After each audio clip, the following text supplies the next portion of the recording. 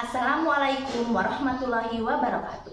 Yang terhormat Bapak Ibu penguji uji kinerja pembelajaran, perkenalkan saya Rani Heriantini, mahasiswi PPG dalam jabatan kategori 1 gelombang 2 2022 dengan program studi Bahasa Indonesia IKIP Siliwangi.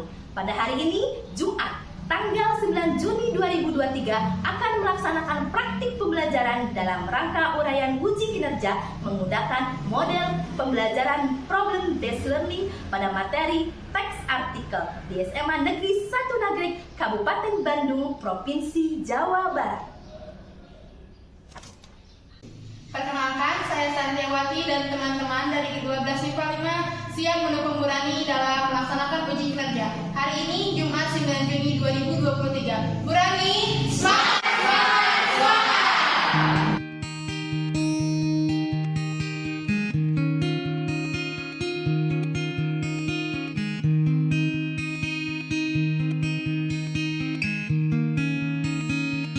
Assalamualaikum warahmatullahi wabarakatuh, anak-anak.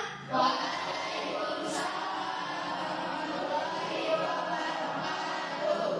kabar semuanya?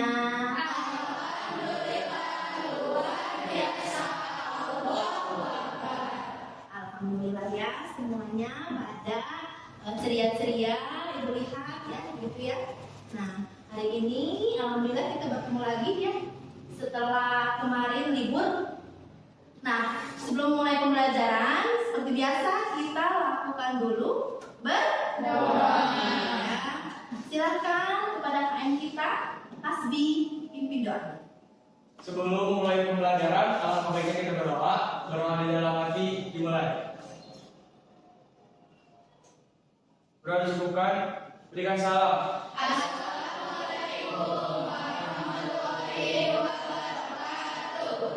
Waalaikumsalam warahmatullahi wabarakatuh. Hari ini siapa yang tidak hadir? Erlandi ya. Kenapa? Izin. Oh, izin. Ya, ya.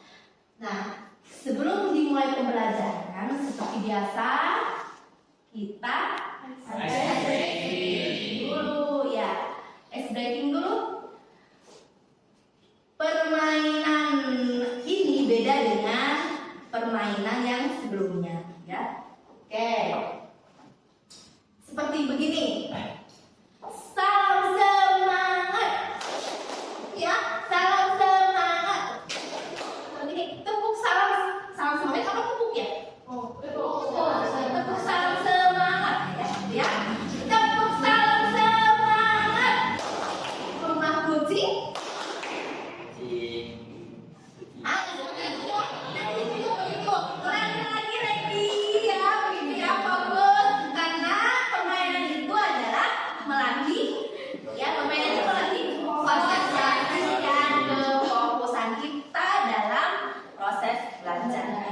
Lagi deh, ya. Tepuk semangat. Rumah kucing.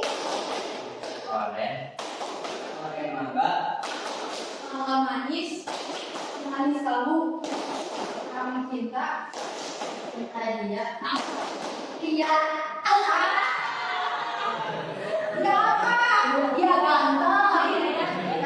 Dia manis, bisa kan? Oke, lagi, ulangi lagi ya. Siap ya? Dia apa ya tadi? Tepuk semangat. Dia tinggi, tinggi sekali.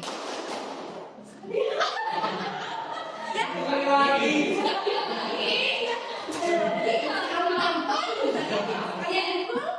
Oke, Manda. Berarti sekali apa siap? Sekali apa? Sekali lagi. Oke, tepuk semangat. Sekali lagi. Lagi makan. Mendadak. Ada apa? Ada goreng. Goreng ikan. Acur tadi. Ikan. Mas. Mas apa tuh, Pak? Mas perhiasan. Mas perhiasan. Emas itu biasanya kan apa ya? Ada emas gitu ya. Emas.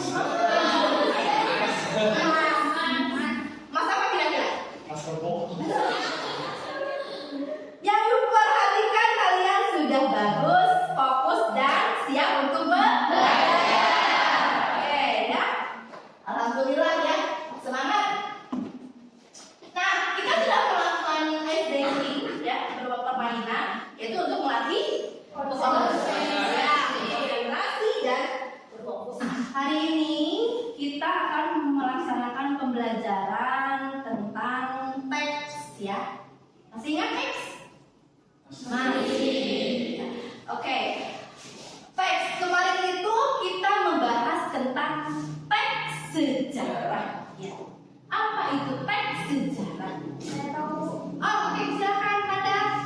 Jadi teks sejarah adalah teks yang menjelaskan fakta kejadian di masa lampau, asal usul dan tersusun berdasarkan kronologinya. Oke, bagus ya, kerja yang bagus. Oke, Manda, bahwa teks sejarah itu adalah cerita Lampau. lampau atau cerita di masa lalu. Ya, terkait apa ceritanya misalnya?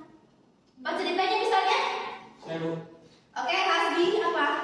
Cerita tentang bumi manusia. Tentang bumi manusia yang difilmkan ya. Ya. Yang tokohnya itu si ganteng kalau itu siapa? Bilang. Ah? Eh. Siapa? Iqbal. Masuk Iqbal ya. Iqbal yang personnya siapa itu? Yang sekarang sudah dewasa ya.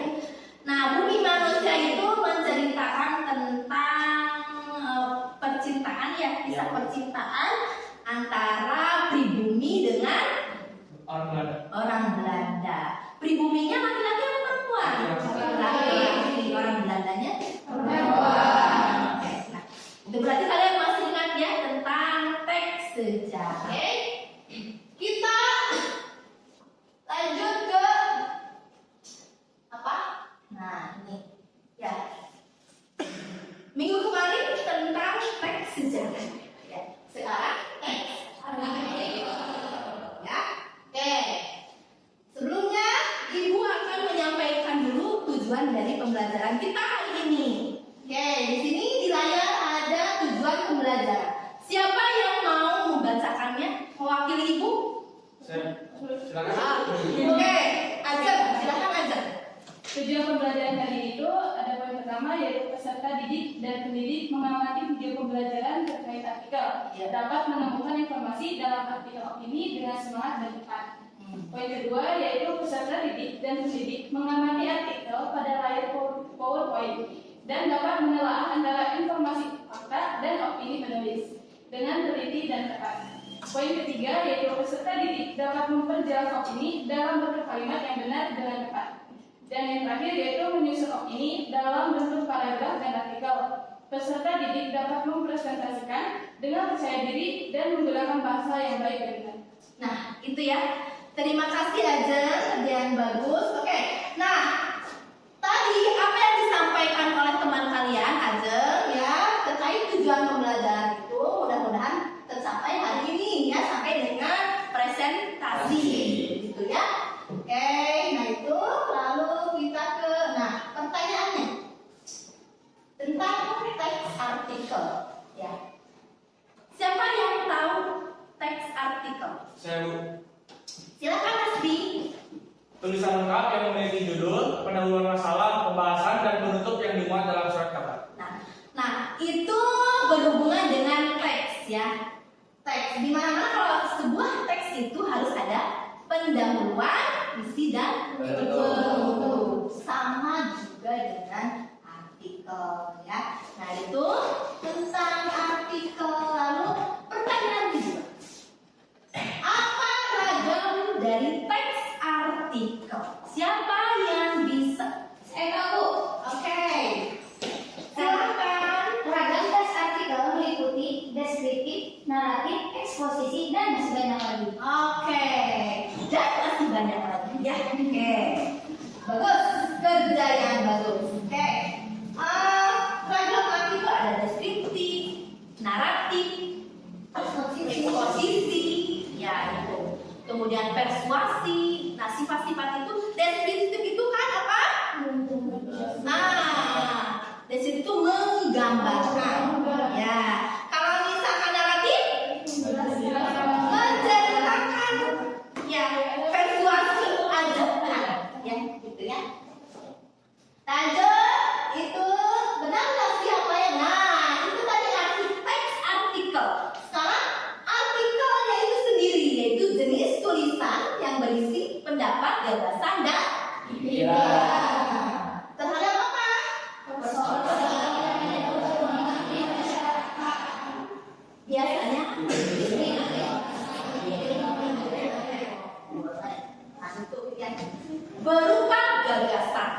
gagasan ini bisa berupa apa? Oh, Opini. yang ini yang jelas opini dan fakta. Nah, itu betul tidak Ragam? Nah, itu tadi sudah ya, antaranya ini yang tadi sudah disebutkan oleh teman kita siapa? Nah, gagasan itu berupa fakta dan opini. Ya. Oke. Apa itu fakta? Oke, Amanda. Jadi fakta itu sesuatu yang didasarkan pada kenyataan. Sedangkan kalau opini itu berdasarkan pemikiran atau pendapat seseorang Iya. Fakta itu adalah yang disusun berdasarkan kenyataan. kenyataan. Apa bedanya dengan opini? Kalau opini itu berdasarkan pemikiran atau pendapat seseorang saja. Iya, Jadi tidak berdasarkan pemikiran. Fakta itu berupa data, harus didukung oleh data-data yang yang benar gitu ya. Beda dengan opini yang sifatnya subjektif. Ya. Gitu. Nah, ada selain tadi ada karya tulis ilmiah, ada contohnya skripsi, tes disertasi. Nah, ini bagian bisa dijadikan sebuah persoalan dan dijadikan sebuah jenis-jenis artikel tadi sudah ya sama dengan ini. Baik, Ibu akan menyampaikan video ya, video YouTube. Itu silakan kalian simak dengan baik. Informasi apa yang mungkin kalian dapat dari berita ini? Oke? Teman-teman pemirsa, permainan tradisional lato-lato kini kembali populer digandrungi anak-anak. Bahkan Presiden Jokowi pun ikut mencoba permainan adu bola Bandung tersebut saat kunjungan kerja di Pasar Subang, Jawa Barat.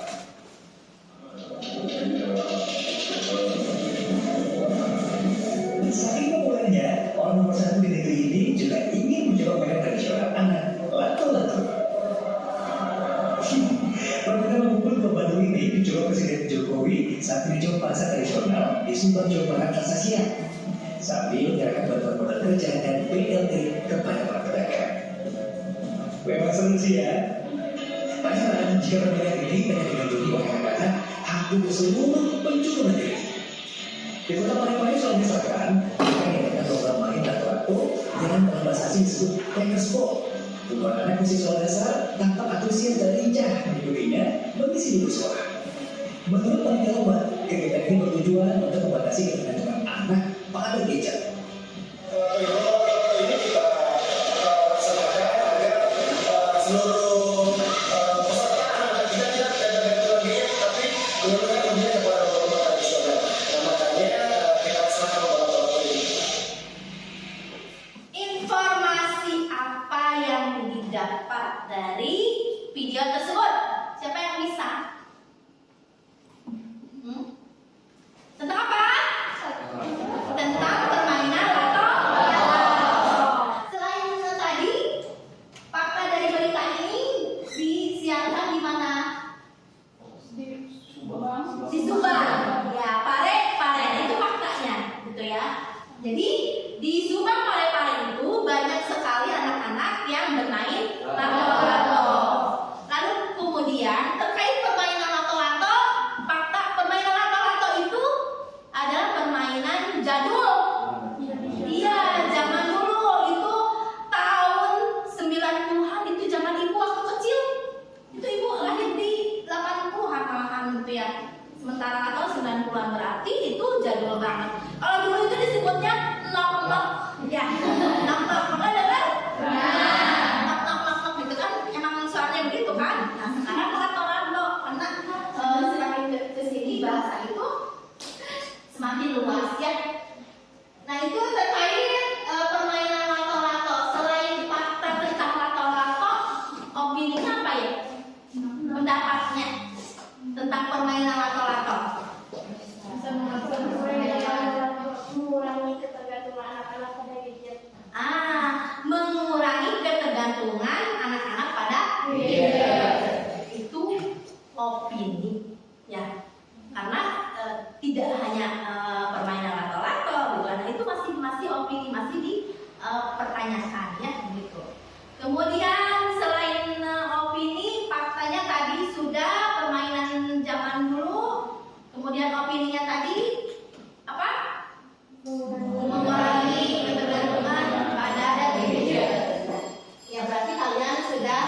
menyimak berarti tahu apa dari isi informasi yang ditayangkan di YouTube. Ya. Nah, sekarang Ibu akan membagi kalian beberapa kelompok untuk mengerjakan tugas, ya, yang nanti akan Ibu kasih LKPD-nya, yaitu lembar kerja peserta didik, ya, itu.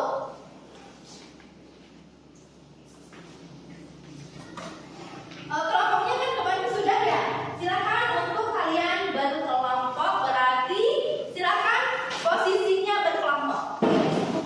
Nah,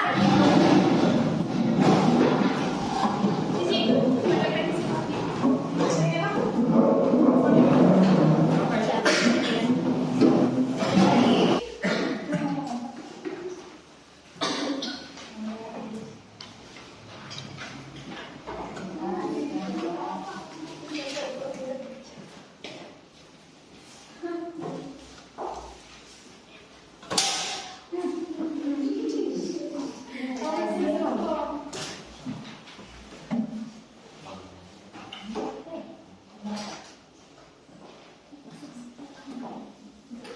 Ini satu, ada ya?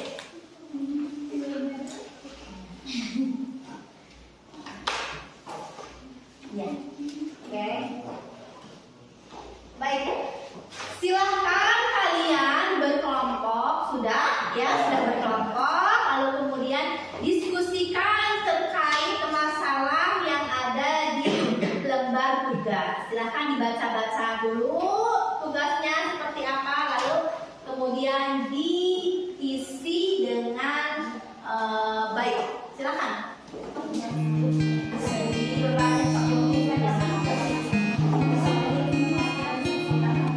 Kalau yang mau bertanya silakan bertanya, kalau tidak paham ya terkait tugas boleh. Ya.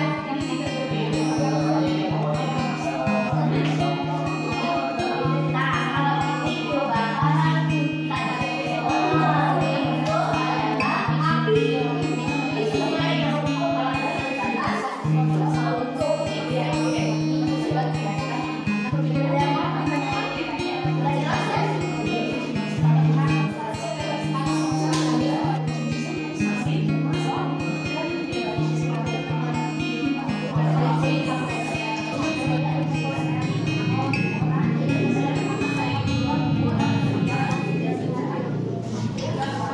Baik, di sini ada gambar ya. Coba lihat, perhatikan. Nah, ini. Oke. Nah, ini gambar. Kira-kira gambar apa ini? Pesawat yang mengepuk di aliran sungai. Ya. Ini sungainya sudah ada.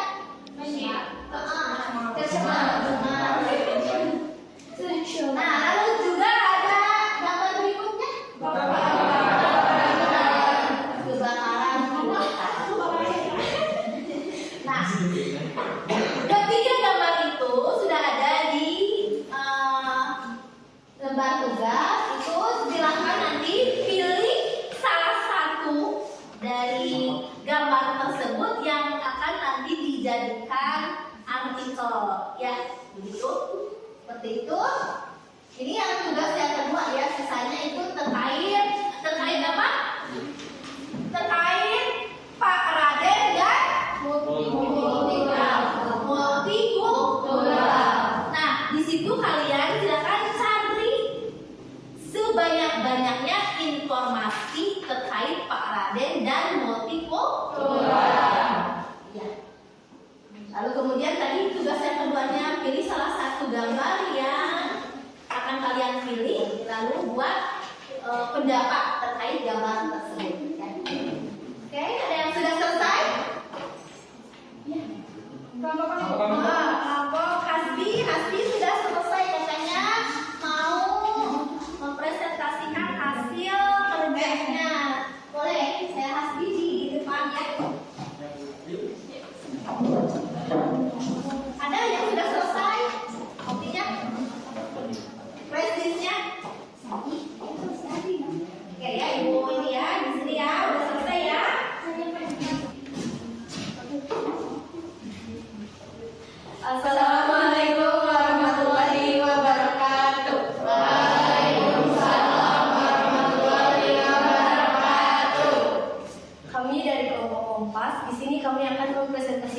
hasil kerjaan kami yang akan dibacakan oleh rekan saya Hasti.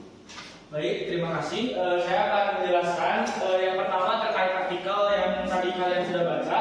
Yang pertama dari paragraf pertama ada fakta dan juga ada opini. Faktanya yaitu pada hari Jumat 30 Oktober 2012 Indonesia berduka cita karena kehilangan seniman dongeng, terutama anak di era 90-an. Lalu ada juga opininya yaitu Indonesia berduka cita kehilangan satu seniman legendaris di kalangan anak-anak di era 90-an. Lalu pada paragraf yang kedua yaitu terdapat fakta tokohnya diilhami dari pertunjukan wayang Huguenot di Prancis, dan terdapat opini juga yaitu cerita satunya memberikan penjelasan kepada anak-anak akan indahnya keberagaman perbedaan budaya di Indonesia. Selanjutnya yaitu pendapat kelompok kami terhadap artikel tersebut yaitu paraden dan kisah multikulturalistik adalah paraden yang memberikan kita keadaan penghargaan akan keberagaman Indonesia adalah sebuah bangsa yang beragam perlu senantiasa dirawat. Hal ini karena keberagaman mengajarkan kita banyak hal terutama kasih dan penghargaan terhadap sesama. Selanjutnya kita punya permasalahan yaitu permasalahan sampah. Opini kita yaitu yang pertama satu permasalahan yang masih marak hingga saat ini khususnya di Indonesia sendiri adalah persoalan sampah yang kayak menumpuk tiap harinya meski saat dibuang di aliran sungai. Sungai itu berjalan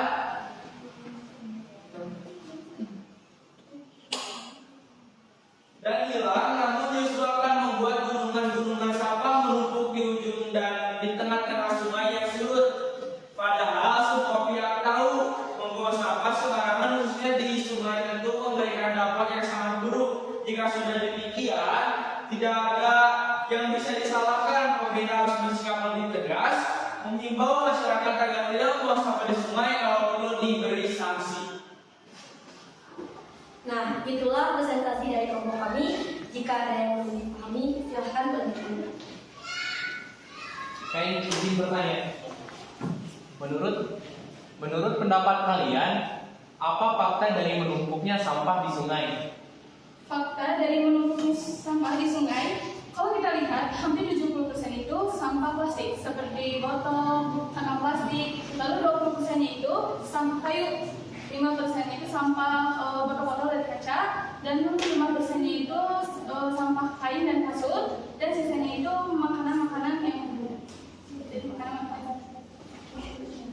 Apa kesimpulan perbedaan pertunjukan Huguenot di Prancis dengan kualitas Unil di Indonesia? Iya, yang di Huguenot tuh gak ada unsur kayak pendidikannya gitu dibandingkan dengan si Unyal di Indonesia. Saya ingin bertanya, Silakan. apa yang menjadi faktor penyebab bertumpuknya sampah? Mengumpulkan sampah. Baik, izin menjawab pertanyaannya.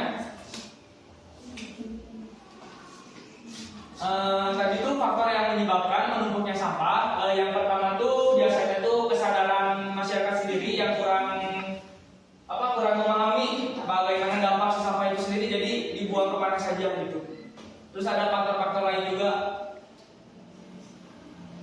Ingin bertanya, apakah menurut kalian sampah di Indonesia itu bisa diberantas? Apa caranya agar masyarakat tidak membawa sampah sembarangan di sungai atau jangan ke sungai?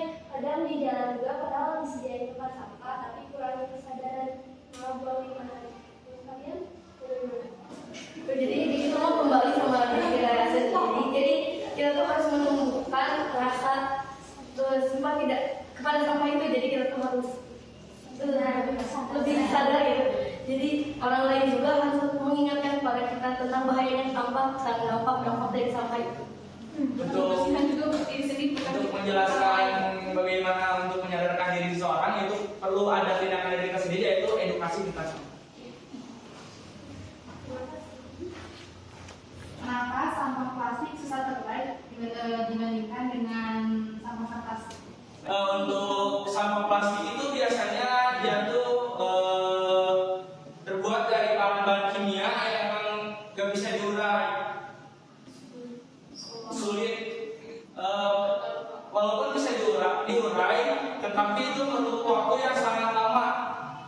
Nah, selanjutnya sampah kertas. Nah, sampah kertas ini dilihat dari bahannya itu terbuat dari bahan hasil alami, yaitu dari pohon.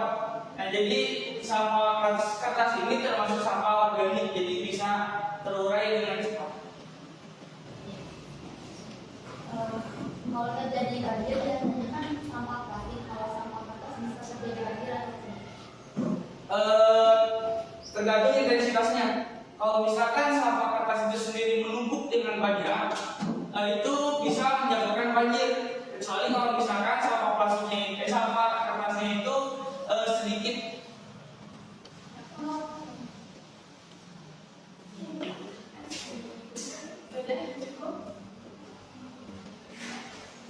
Sekian presentasi dari kelompok kami. Terima kasih atas semua pertanyaannya. Wassalamualaikum warahmatullahi wabarakatuh.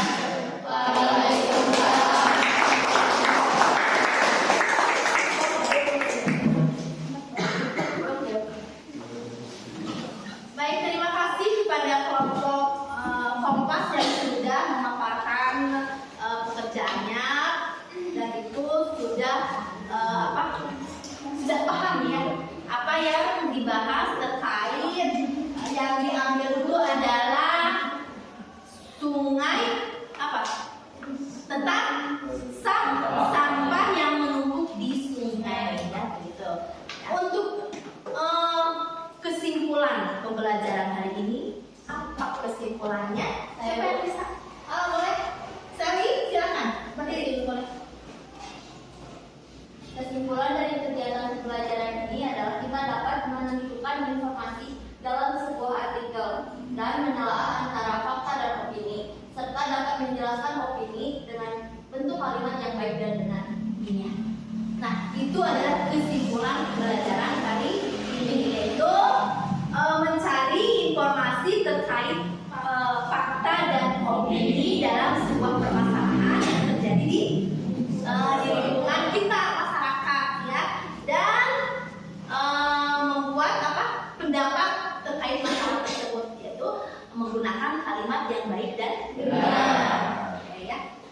Nah, nanti pada pertemuan selanjutnya itu adalah kelompok yang belum tampil hari ini gitu ya. Nah, untuk hari ini adalah kelompok Kompas, yaitu kelompok Hasbi dan kawan-kawan. Ya, berikan apresiasi.